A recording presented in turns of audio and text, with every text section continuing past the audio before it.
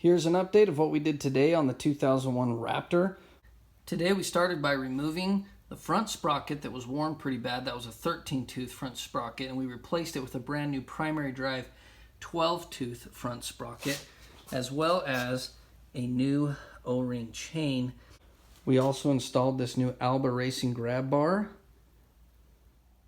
We installed the carburetors that we recently rebuilt and hooked up all the linkage.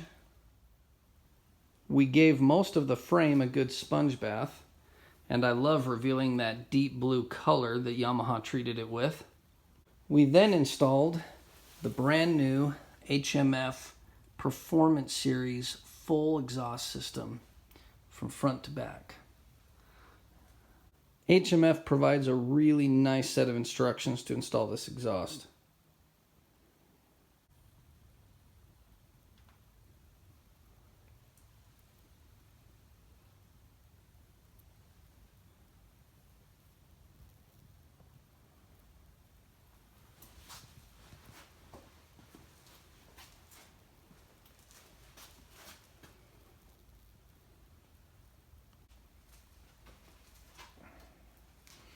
I feel like we're making some progress on this thing.